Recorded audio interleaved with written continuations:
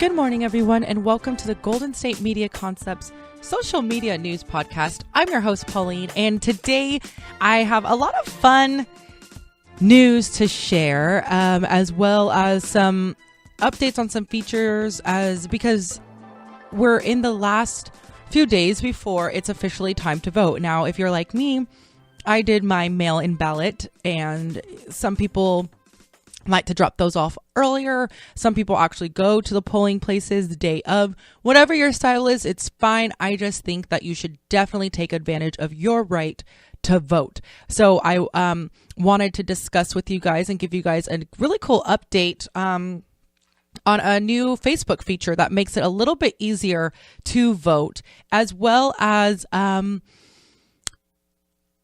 a really funny story later on, which is not too funny, but it's funny to me in a way. But anyway, so first off, I wanted to start off with this story. Now, I always think it's really cool when people get viral or turn viral, or get Insta fame, their 15 minutes of fame, whatever it may be, especially through social media. But when it's doing something like fun or positive and it's not something negative, and especially if it's showcasing their talents. Now, if you're like me, I have never tried mechanical bull riding. There was this one place in Newport when I was in college, and I honestly can't think of the name of the restaurant at this time. But if you're from the Newport Beach, Irvine, Orange County area, it was in Triangle Square. It's the upstairs where they have the mechanical bull, and it's near the movie theater. But anyways, I can't think of it right now. I'll look it up later if I remember. But whatever. So there was this restaurant, bar, saloon / they had really good food, honestly. I loved their food there. But in the middle of the inside, they had really good happy hour. Now I want that place right now. But anyways, so they have a mechanical bull inside that a lot of people would ride and have fun, and people would go there. I had friends that would have like their birthdays there to celebrate because it's a lot of fun. But I never tried it, and I was always too nervous because, one, I didn't want to embarrass myself, and two, I didn't want to get hurt because I just feel like I'm the type of person where I would go on the mechanical bull and just so happens that I would fling off and hit the railing or slam my arm on something, and it was just too many factors, and I'm not a risk taker. But anyways, so if you ever tried riding a mechanical bull, I don't know if it's fun. It must be fun because it's very popular and people love it, and depending on where you are in the United States or around the world, there are more versions of mechanical bulls. There's mechanical bulls. They have like mechanical trout, just whatever, I don't know, just whatever. But anyways, so it looks like a lot of fun, but it also looks very difficult. And it looks like you have to you really need to know how to ride a mechanical bull to, do it correctly, I guess, and to last up there longer. But then they go faster and they jerk you harder because they want to buck you off, right? So, but whatever. So my story that I wanted to share with you guys, and you guys may have seen him already because he's going viral right now for his talent. There's a man who is named Anthony, and according to Storyful, he is right. This takes place in Hampton, Virginia. So if you are over in Virginia, then maybe you've seen this guy in life. I don't know.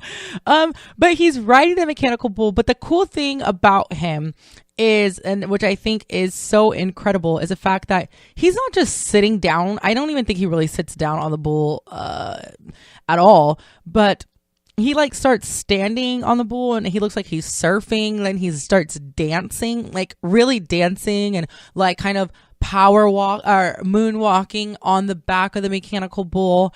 And he even removes his tie. He's wearing really nice slacks, and it's just really funny because it's a really fun performance. And so if you haven't seen it, it's a lot of fun, and it makes it seem that it's not that difficult, and it makes it seem like riding a mechanical bull is really just all in our head, and that you can literally dance on top of one. And so if you haven't seen it, definitely check it out. He is all over social media. I first saw his video on Facebook, And then some people were tweeting the video as well. And then now it's even on USA Today. They did a short article on it as well. So it's everywhere, really. He's getting his few minutes of fame. I haven't seen any of his other videos, so I don't know if this is common for him. It really does look like he is definitely experienced, but I don't know if there's other videos of him. I don't know if this is a performance, but it was just a lot of fun. And like I said, I love it when there are viral videos and people become Insta famous because of something fun. And because they're doing something, and you could tell he's thoroughly enjoying himself. So if you haven't seen him, look it up. It was first posted on Storyful, but I mean, it's everywhere now. You could probably, I Googled as well because I wanted to rewatch it. You could just Google man dancing on mechanical bull and you'll find him. He's right there. My man, Anthony. So anyways, speaking of Facebook, now Facebook, like I said, I am a true believer in the fact that you should just vote. And not just vote and just not make an educated decision when you're voting, but that you shouldn't blow voting off and that you should definitely look into and research voting and to research the candidates and to research and it's okay if you don't know this because you may be new to voting. Maybe you just earned your citizenship. Maybe you're 18 and this is your first go around. But no matter whether you have been voting, because there are even some people and adults in my life that don't vote for everything. You know what I mean? Or they're not quite aware or they're not as educated on all of the ballots. So on your ballot, for those of you who do not know, I'm just going to give you this little piece right now, but especially in these elections. So there are the presidential candidates, and there's more than just the two, because there's more than just the Democratic and Republican Party that you can vote for. So if you are interested in seeing the other parties represented as presidential candidates, you can definitely research that. And then there are also, depending on your state, depending what state you're in, there are different propositions and different measures that you can also vote on. And you can also vote on, like, for instance, I live here in California. So on my ballot, there were also different candidate and potential candidates, or potentials, running for office at the state and county level as well. So then there's also, you vote for like the senator, you vote for congressmen and women, you vote for, in California most recently, well, on my ballot that I just mailed in, that we also have different people for like the school board and things like that and different measures. And so it's a really good idea to take into account that there is more than just what we see as far as the presidential debates on TV. There's a lot that can affect you and directly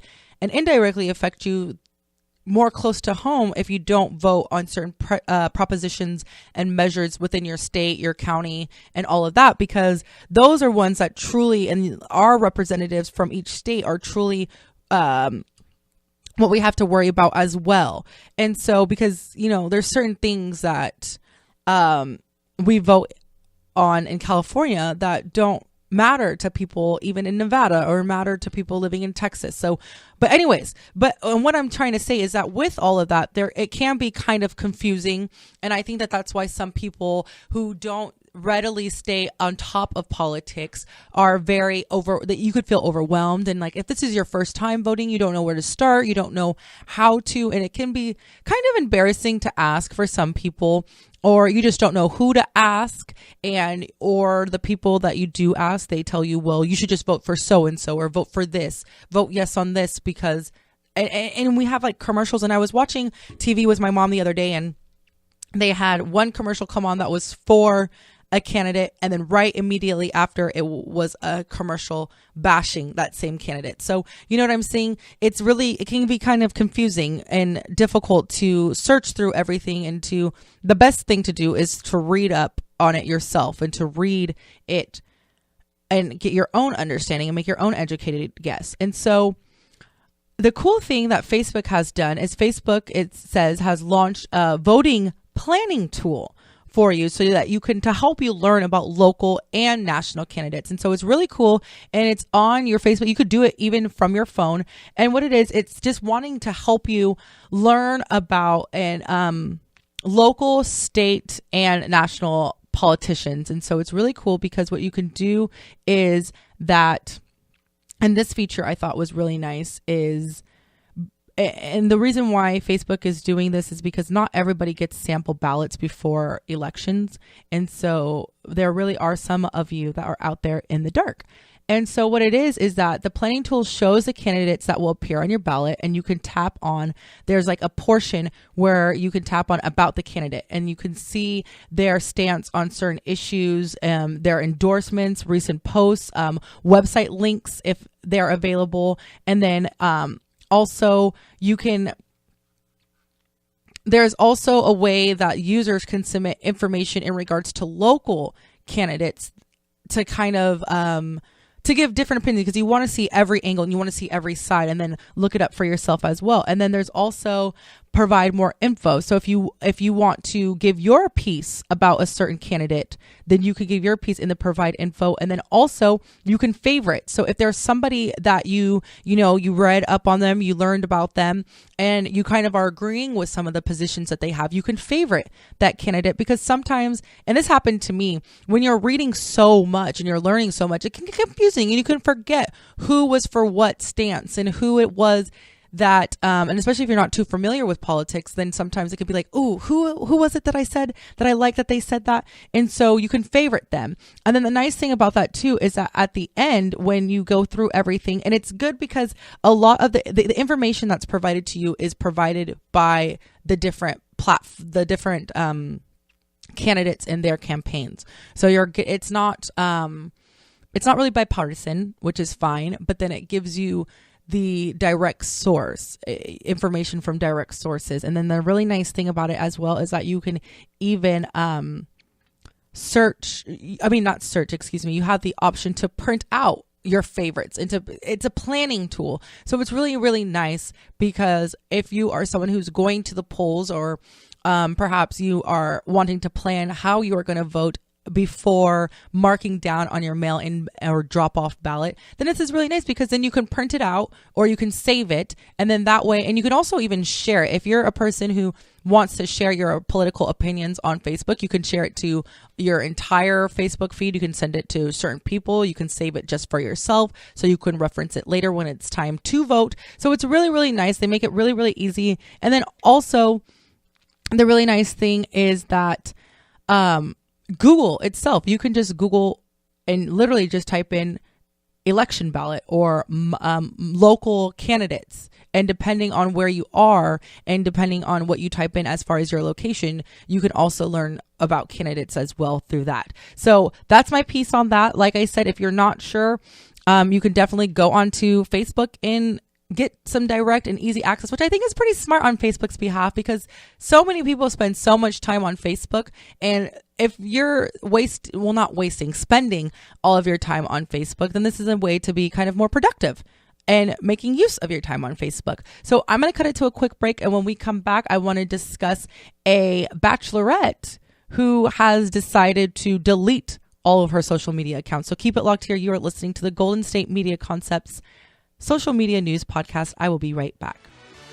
Are you looking for help for your fantasy football team? Check out the GSMC Fantasy Football Podcast. Get today's best advice on who to start, who to sit, even who you should draft. From sleeper picks to red hot lineups, they got it all covered for you. That's gsmcpodcast.com/fantasy-football-podcast. We'll cover traditional leagues, dynasty, PPR, even IDP leagues. When you need fantasy help, there's just one show to hit up. Don't forget to like them on Facebook and follow them on Twitter. Visit gsmcpodcast.com for more info.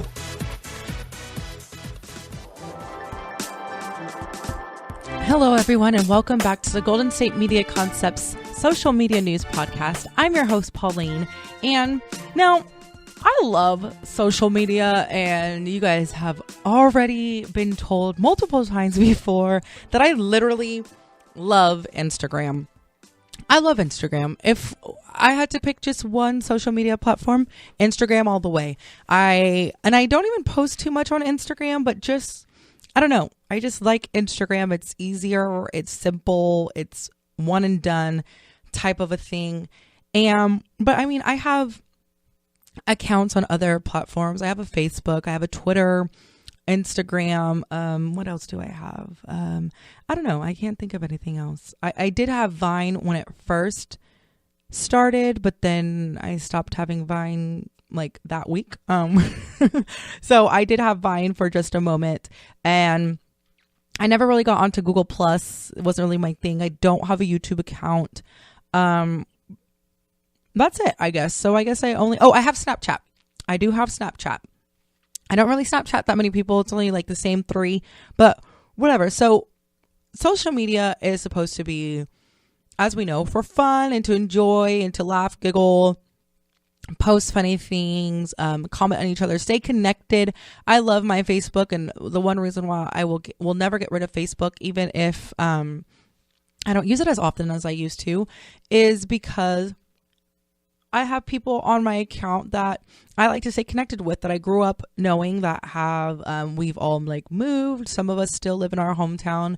There's people on my Facebook. I have my really good friend from Texas who we only hung out one time, but we've stayed in touch through social media. So with that being said, at the same time, social media can be very overwhelming. And I know that for some people, it can be a source of a lot of problems. And I don't mean just problems with relationships or friendships. Like I remember when MySpace had like the top 8, and it was like so wrong. If you went on your friend's MySpace and you were number 3 or number 2, or God forbid, just not even on the top 8, and then you would quickly log onto yours, or like go onto your MySpace top 8 and you would move them down or take them off to, depending, and then everybody was really happy when you could just change the number of top people that you had. And so I always played it safe. And then so when I had a MySpace, I just put my family up there, so then nobody could say anything. And I would just be like, no, the top people in my life are my family. And then people, what can you say to that, right? But anyway, so like I said, and a lot of people, we call it trolling, and that's when, and it happens to celebrities, it happens to us regular people, it happens to people of all ages, and it can be for any reason. But a lot of times trolling does happen to celebrities. And then of course we forget that celebrities, they have lives too, and they have feelings. You know what I'm saying? And bullying on the internet is not okay, regardless of who you are, what you look like, how old you are. Bullying is just not okay, and cyberbullying is not okay either. And so someone who has actually decided, her name is Sam Frost, and now you might remember her from The Bachelorette. She also has her own radio show as well, and she has just decided that to delete all of her social media accounts, and she did block a lot. So she's slowly been dealing with this problem because she gets a lot of negative comments and a lot of rude and negative feedback, and especially with just being in the media, she has had to deal a lot with people commenting on her relationship and her personal life. And it's been something that she's been struggling with for quite some time now. And she did say on her own show, she did say that she's basically going through going on a digital detox. And she's saying that it's not forever, but that she just needs a break. And I quote, "Social media makes me feel extremely anxious, and I don't want it to make me feel like that anymore." And so she's really just taken a step back, because regardless of how strong your self-esteem is, if you're constantly bombarded with negative feedback and negative comments and just nasty, mean, and rude things, it's really difficult to separate that, you know, if it's constantly being thrown in your face. And so, and she did address the fact that people have been telling her, you know, well, you chose to be in the public life and in the public light. And so she's taking her own stance and her own opportunity just to delete everything and to just cut that out of her life, which I think is really, really good. And she was saying that she that because of some of the negative comments and negative things through people who comment or post about her, it led to her actually going through a bout of depression, and she never wanted to leave the house. And that's what my problem is right there, is just the fact that people don't realize how much their words can affect people. And if you're someone who is feeling the pressure, and especially I think growing up with social media being such a big deal, and I have to deal with this too, and I'm getting over it. But before, especially when I was in high school and college, I never wanted to miss anything. I always felt that I needed to be on social media accounts because I didn't want to miss anything, and that I was always worried that somebody would post something and I wouldn't know about it, or there would be a viral video that went, or a picture that went viral, and people would be discussing it and I would have no idea what they were talking about. And so I always had they call it like FOMO or whatever it's called, fear of missing out. And I do. And so only now that I've gotten older, I've started to like mellow out when it comes to that. But then again, I don't have people always spewing negative comments at me either.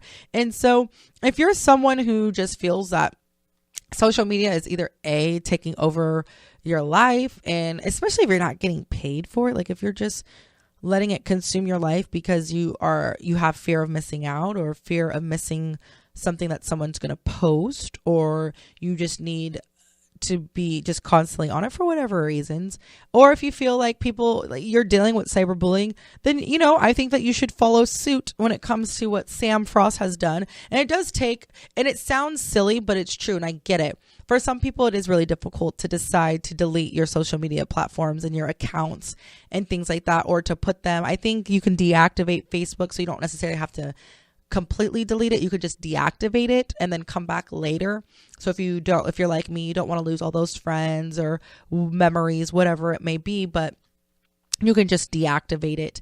And there are also other ways to block people, but sometimes it's good just to completely shut it off and just to cut it out of your life and just enjoy your life without the added stress that social media can bring. So, I mean, whether you watch The Bachelor or The Bachelorette, or even know who Sam Frost is, because I personally don't watch The Bachelorette, but I think it's a really big stance that she's taking, and she's showing that it's really not that big of a deal, and that social media does not need to consume our life. So kudos to you, Sam. And whenever she decides to come back, if she ever decides to come back, I'm sure all of her fans that love her will be very excited to have her back.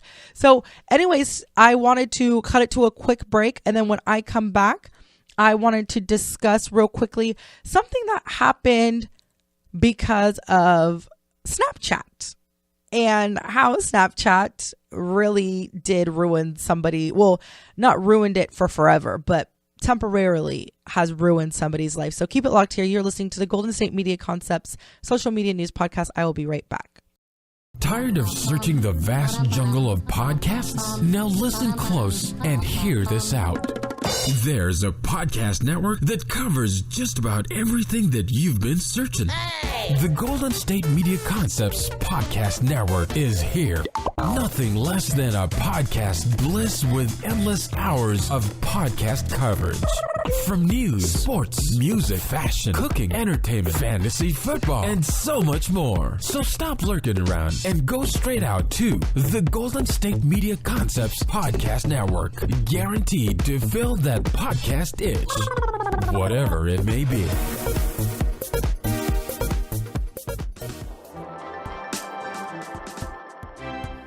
Hey everyone, and welcome back to the Golden State Media Concepts Social Media News Podcast. I'm your host, Pauline, and now this was the story that I had mentioned earlier in the episode that I said was kind of funny, but not funny, but kind of, but really not, but it made me giggle at first. So everybody knows that we should not drink and drive, regardless. You should not be buzzed and drive, none of that. But in here in California, you're not even allowed to be on your phone while driving. But a young lady, her name is Miranda Rader, was just arrested actually in Bryan, Texas, and she's 19 years old, so she's young. And so really, you guys, this is not okay.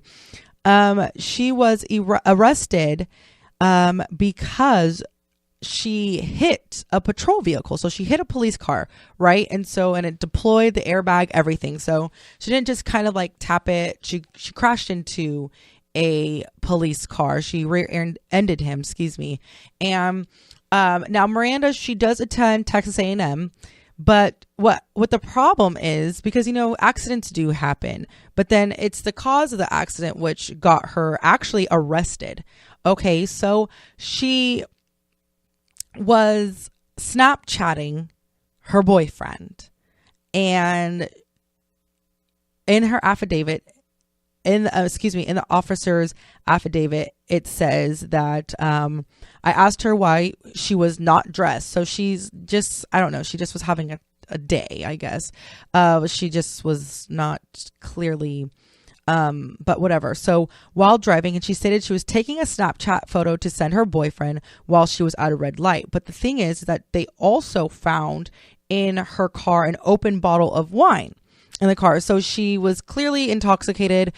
She's Snapchatting as well. And so she was arrested on suspicion of driving while intoxicated, but then she was released from jail on a $2,000 bail bond. So she did get released, and luckily she's not hurt. The officer inside the car, and nobody was injured. But really, this is just kind of one of those things where we can say it all that you want, but it does happen. And no matter how careful that you think that you are when you're texting or Snapchatting, because I know people do Snapchat while they drive, and I know that people post, do all types of things. Talking on the phone is probably the least problematic of things that people do while behind the wheel, and especially if you shouldn't be drunk driving regardless, and then you mix in social media as well. And so Snapchat basically ruined her life, because not completely ruined her life, but she was released, like I said, but I'm sure there's going to be other ramifications for what she has done. And honestly, it's a good thing that she wasn't in California, because like I said, you're not even allowed to be on your phone behind the wheel. So that's actually going to do it for this episode. I just wanted to end it on that. Just a warning to everyone as we enjoy. I mean, like I said, I love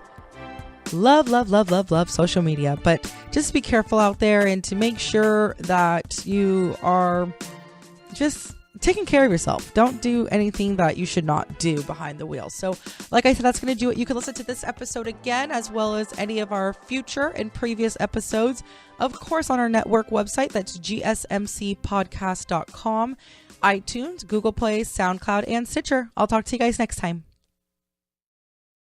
You've been listening to the Golden State Media Concepts Social Media Podcast, part of the Golden State Media Concepts Podcast Network. You can find this show and others like it at www.gsmcpodcast.com. Download our podcast on iTunes, Stitcher, SoundCloud, and Google Play. Just type in GSMC to find all the shows from the Golden State Media Concepts Podcast Network, from movies to music, from sports to entertainment, and even weird news. You can also follow us on Twitter and on Facebook. Thank you, and we hope you have enjoyed today's program.